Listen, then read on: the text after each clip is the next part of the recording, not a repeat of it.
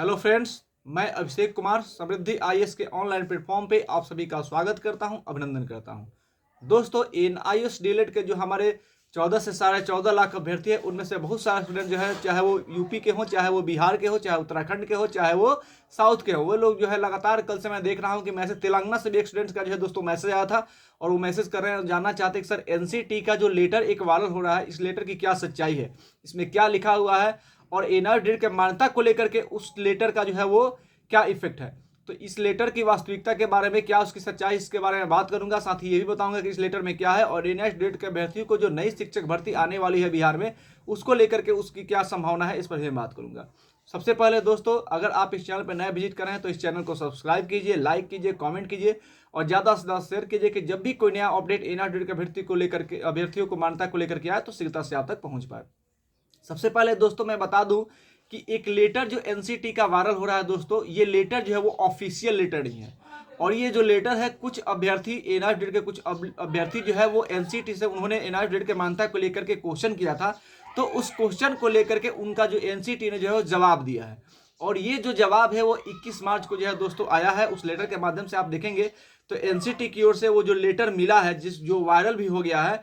उसमें दोस्तों लिखा हुआ है कि वो जो है पब्लिक ग्रीवियंस है। पब्लिक ग्रीवियंस कहने का मतलब ये होगा कि पब्लिक जो है उनसे क्वेश्चन पूछ रही है और उस क्वेश्चन का जो है जवाब एनसीटी ने दिया है। उसमें बहुत सारे क्वेश्चन का जो है नंबर है कि किस नंबर से कौन से क्वेश्चन जो है पूछे गए हैं और उसी का रिप्लाई आया है। उसमें कहा गया है दोस्तों, आप देखेंगे एनआईएएस डीएलएड को लेकर के कि एनआईएएस डीएलएड की जो बात है वही उसमें जो है बोली गई है। एनआईएएस डीएलएड जब कराया गया था तो दोस्तों उसमें जो है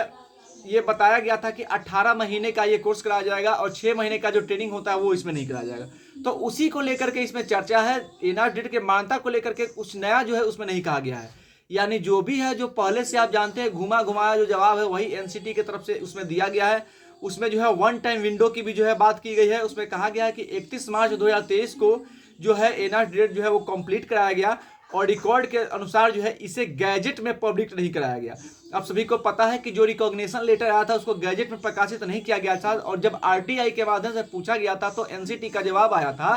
कि इसको जो है पब्लिकेशन के लिए पब्लिकेशन कमेटी को भेज दी गई है। और जब पब्लिकेशन कमेटी को भेजा गया तो उसने कहा, आरटीआई किया गया तो उसने कहा कि एनसीटी की इसमें गड़बड़ी है, एनसीटी ने जो है वो अमाउंट पे नहीं किया है, साथ ही गैजेट प्रकाशन का जो रूल रेगुलेशन होता है उसको भी फॉलो नहीं किया। तो यही सारी बातें जो है उसमें दी हुई है, कुछ भी नया नहीं है और ये ऑफिशियल लेटर ही है, ये पब्लिक ग्रीवियंस है। कहने का मतलब ये हुआ कि पब्लिक जो क्वेश्चन पूछा था उसी का आंसर इसमें दिया गया है और ये आंसर जो है वो 31 मार्च 2023 को जो है वो इसका आंसर दिया गया है दोस्तों। तो मैं आप सभी को बता दूं कि इसमें कुछ नया नहीं है और एनसीटी का जो स्टैंड है वो तो आप सब देख ही रहे हैं, यानी कि ये जो एनसीटी है वो एनआईएएस डीएलएड के मान्यता के लिए कोई भी जो है वो स्टैंड नहीं ले रहा है, यानी कि एनआईएएस डीएलएड के अभ्यर्थियों के लिए तो एनसीटी खड़ा दिख नहीं रहा है। अब हम बात कर लेते हैं गैजेट प्रकाशन को लेकर के। तो गैजेट प्रकाशन को लेकर के अगर हमें कुछ चाहिए तो ये भी जो है प्रकाशन अब चुनाव तक तो नहीं हो सकता है, क्योंकि आचार संहिता लगी हुई है और आचार संहिता जब तक लगी रहेगी तब तक जो है गवर्नमेंट कोई भी फैसला नहीं ले सकती है।